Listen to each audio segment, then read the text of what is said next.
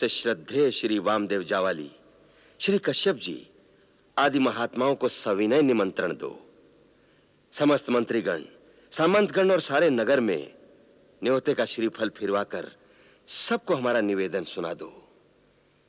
नगर भर को राम की बारात में चलने का निमंत्रण दे दो और सेनापति से चातुरंगिणी सेना तैयार करने को कह दिया जाए। जो आज्ञा तात। समय कम है, तैयारी बहुत करनी है। तुरंत तत्परता पूर्वक कार्य करना होगा कुमार भरत। आप निश्चिंत रहें गुरुदेव।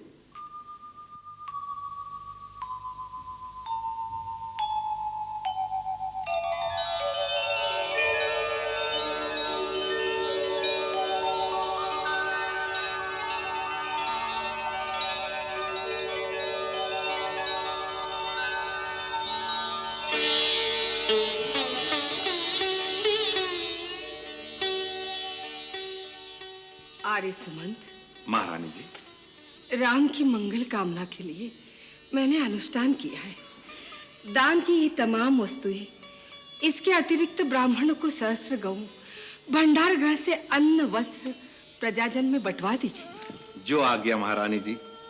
इस अवसर पर महाराज ने भी राजकोष के द्वार पर खुलवा दिए हैं। उन्हें ऐसा ही करना चाहिए। आर्य सुमंत, राम के बारात जाने से पहले ब्राह्मणों और याचकों को इतना दान दीजिए कि उन्हें कुछ मांगने की आवश्यकता न रह जाए। जिस राजा के राज में प्रजा का एक भी प्राणी दुखी रह जाए, उन्हें अपना कोई उत्सव मनाने का अधिकार नहीं होता। हमारे महाराज तो सदा ही प्रजावत्सल रहे महारानी जी। आर्य सुमंत, मिथिला पहुंचकर सबसे पहले सीता की माता से हमारा हार्दिक अभिनंदन कहिएगा। उनसे कहिएगा राम को पुत्र के समान ही समझे और सीता की ओर से लेश मात्र भी चिंता न करें। सीता अयोध्या में बहू बनकर नहीं, बेटी बनकर आएगी। कौशल्या की ममता के आंचल में संतान के समान ही स्थान पाएगी। जाओ सुमंत, जाओ।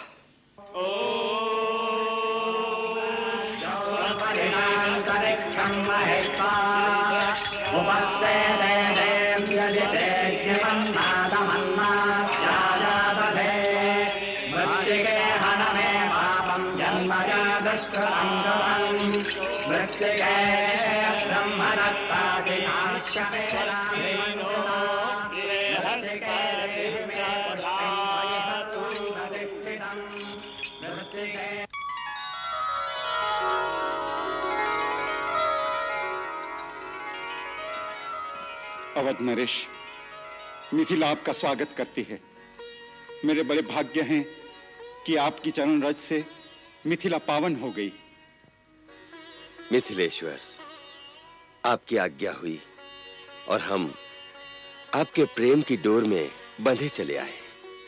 इतनी प्रतिष्ठा, इतना सौभाग्य प्राप्त होगा मुझे, ये तो मैंने सपने में भी नहीं सोचा था। रघुकुल के साथ संबंध होने से मेरे वंश की प्रतिष्ठा भी बढ़ गई। कैसी बात करते हैं विदेहराज? इस संसार में किसका किसके साथ संबंध होगा, इसका निर्णय केवल विधाता के हाथ में होता है। वही शुभ समय आने पर इन कड़ियों को जोड़ देता है। उन्हीं परमेश्वर की इच्छा से आज अयोध्या और मिथिला दोनों बराबर के संबंधी हो गए हैं। नहीं महर्षि, बराबरी के नहीं। मैं तो कन्या का पिता हूं, आपका दास हूं। मेरी और आपकी बराबरी कैसे? आपने ठीक कहा महाराजा जनक। हमारी आपकी बराबरी कैसे हो सकती है? आज आप दाता हैं और मैं एक याचक, एक भिखारी, जो आपके द्वार पर आपकी कन्या का दान मांगने आया है। देने वाला दाता तो सदा ही महान होता है। शास्त्र भी कहता है, प्रतिग्रहो दातृवश। लेने वाला दाता के अधीन होता है। इसलिए आप जो आज्ञा करेंगे वो हमें शिरोधार्य होगी। आप कितने उदार हैं महाराज दशरथ। अपने स्नेह के बंधन में आपने विदेह को भी बांध लिया। आपके साथ देवता तुल्य वशिष्ठ, वामदेव जी ऐसी महान विभूतियों के स्वागत के अभिमान से मेरा मस्तक भी ऊंचा हो गया। विदेही राज, मेरा विचार है कि महाराज दशरथ, महर्षि वशिष्ठ और बारात में आए हुए अतिथियों को यात्रा की थकान मिटाने के लिए विश्राम करने दें। प्रातः शुभ मुहूर्त में आप दोनों संबंधी गुरुजन के साथ बैठकर श्री राम और राजकुमारी सीता के विवाह की चर्चा करें तो उचित होगा।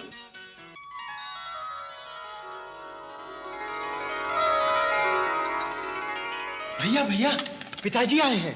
भरत भैया और शत्रुघ्न भी आए हैं। महाराज जनक उन्हें जनवासे में ले गए। पिताजी के दर्शन करने चले? नहीं लक्ष्मण, हम इस समय गुरु विश्वामित्र की आज्ञा के अधीन हैं। उनकी आज्ञा के बिना नहीं जा सकते। जब वो स्वयं कहेंगे तब जाएंगे। धन्य हो राम, तुम्हारे संयम और शिष्टाचार आदर्श हैं। हम स्वयं तुम्हें महाराज दशरथ के पास ले जाने ही आए हैं। आओ चले।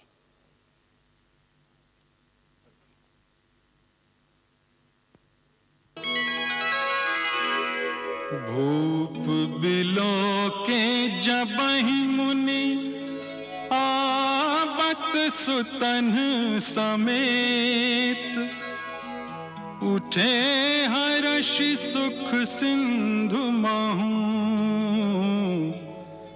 चले थाह सीलेत।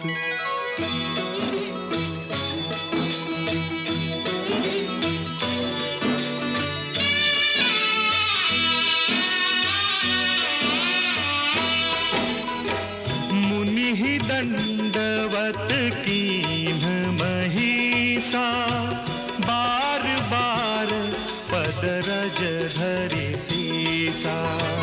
कौशिक रानी उर लाई, कही आशीष पूछी कुशलाई।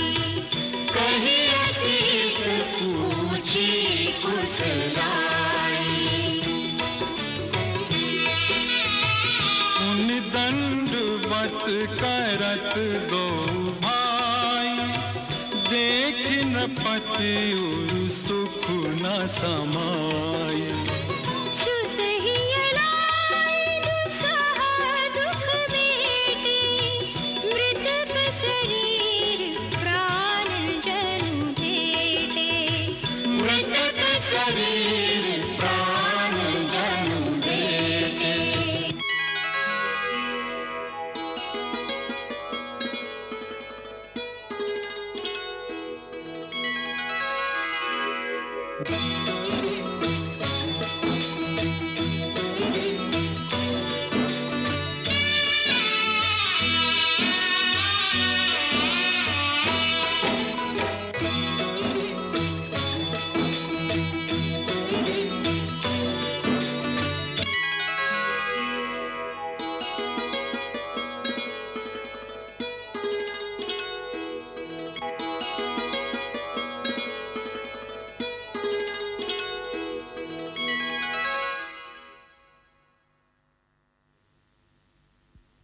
राम जी। राम, कभी अयोध्या याद आती थी? जी। छोटे भाई, माताएं तो अवश्य याद आती होंगी। तात सब याद आते थे, परंतु जिस कार्य के लिए आपने हमें भेजा था उसमें जरा से भी त्रुटि न रह जाए, उसके प्रति सजग रहने में सदा इस बात का आभास रहता था जैसे आप हमारे साथ हैं और हमारा मार्गदर्शन कर रहे हैं। इतनी कम आयु में तुमने जो आदर्श, जो सत्कर्म संचित कर लिए हैं, वो हम वृद्धावस्था तक नहीं कर सके। ये आप क्या कह रहे हैं पिताश्री? मेरे प्रेरणा स्रोत तो आप ही हैं। आप ही के पद चिन्हों पर चलकर कुछ करने की क्षमता पाई है मैंने। आपने तो देवलोक तक जाकर अपनी कीर्ति पताका स्थापित की है। वो जो कुछ किया है, एक राजा ने अपनी कीर्ति की आकांक्षा, अपना प्रभाव, अपनी सत्ता का दबदबा जमाए रखने के लिए किया है। किंतु तुमने जो कुछ किया है, पिता की आज्ञा, गुरुजनों की सेवा, प्रजापालन, ऋषियों, मुनिजनों, तपस्वियों की सुरक्षा के लिए किया है। इसी में तुम्हारी महानता है। तुम जैसे आदर्श पुत्र को पाकर न केवल तुम्हारे माता पिता वरन पूरे रघुवंशी पितरों का मस्तक गर्व से ऊंचा हो गया है। अपनी प्रशंसा सुनकर सकुचा रहे हो राम? हर पिता स्नेहवश अपने पुत्र को ही बढ़ाई देता है, वही आप कर रहे हैं। अन्यथा मैंने तो बस वही किया जो आपका निर्देश था। हर पुत्र का धर्म है पिता अपने मुंह से ना भी कहे, फिर भी यदि पिता के मन में कोई इच्छा हो तो उसे प्राण देकर भी पूरा करे। इसी कर्तव्य की प्रेरणा से ही मैंने ये सारे कार्य किए हैं। सारे आर्यावर्त के शूरवीर पूरे बाहुबल की शक्ति लगाकर जिस शिव धनुष को हिला नहीं सके, उसके भंजन में किसकी प्रेरणा थी राम?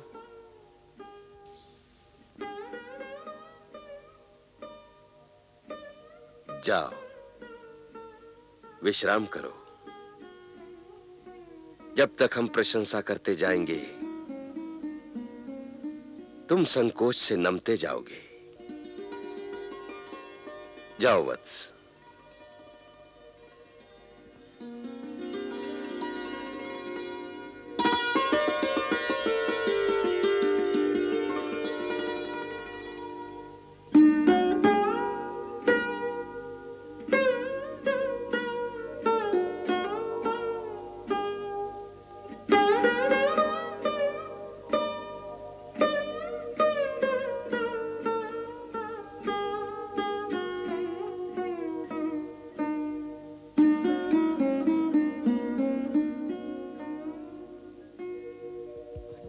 भरत भैया, पुष्प वाटिका से आने के बाद जो राम भैया की दशा मैंने देखी। क्या देखी? रात भर चांद को देखकर ठंडी सांसें लेते रहे। अच्छा? हाँ। जब भैया को मैंने इतना विचलित देखा तो पूछा तो कहने लगे, लक्ष्मण, जैसे किसी ने मेरे मन के शांत सरोवर में कंकरी फेंक दी हो, जिसमें प्रेम की लहरें हिलोरे ले रही है। हर लहर में सीता की छवि। चांद को देखता हूं तो सीता।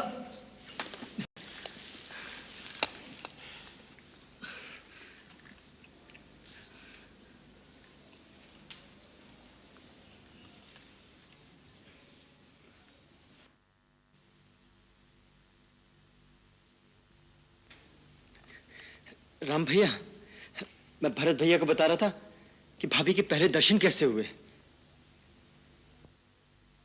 भैया, गुरु आश्रम में प्रेम शास्त्र तो नहीं पढ़ाया जाता, फिर आपने ये प्रेम की शिक्षा कहां से पाई?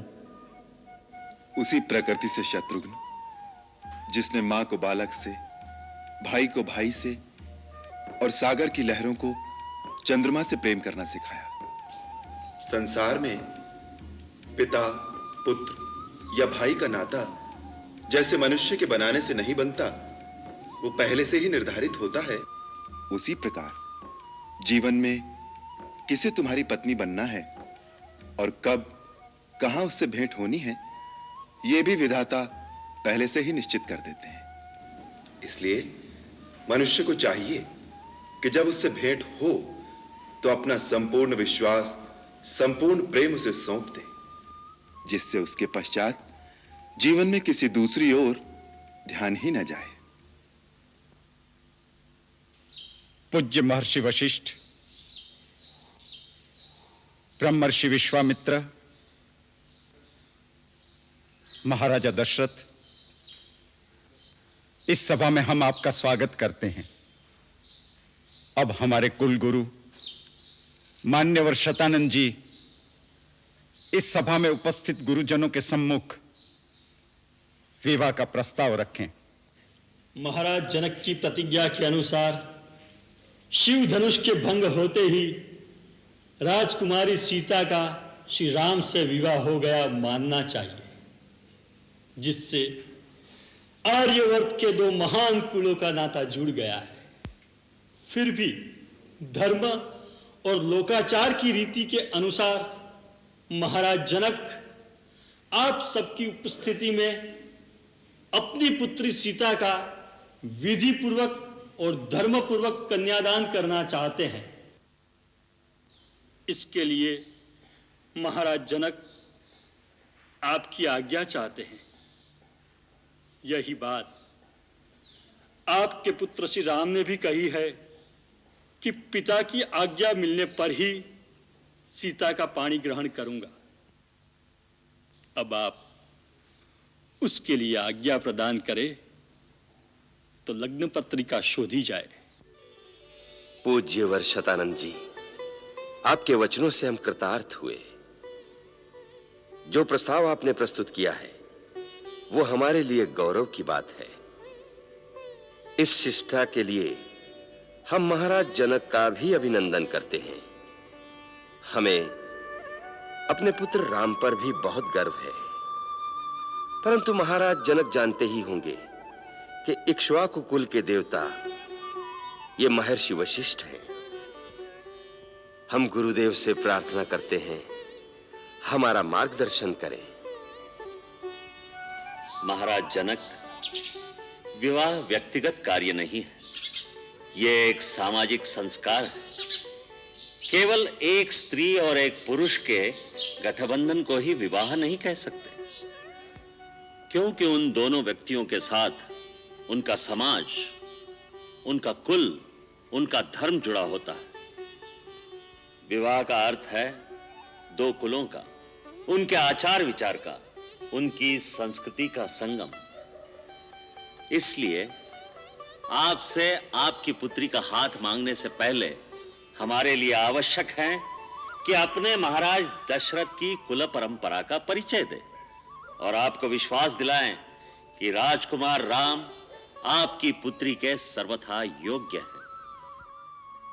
महाराज दिलीप के सुपुत्र भगीरथ ने देवलोक से गंगा को पृथ्वी पर लाकर इस आर्य भूमि पर जो उपकार किया है वो युग युगांतर तक उन्हें अमर बनाए रखेगा। फिर इस कुल में रघु हुए, जिनके नाम से यह रघुकुल कहलाता है। फिर भक्त शिरोमणि अम्बरीश और उनके प्रपौत्र महाराज अज हुए। महाराज अज के सुपुत्र महाराज दशरथ हुए। ऐसे यशस्वी कुल में उत्पन्न आर्य कुमार राम और लक्ष्मण के लिए मैं आपकी दोनों पुत्रियों सीता और उर्मिला को वरण करता हूं। मुनिवर, आपके उदार वचनों से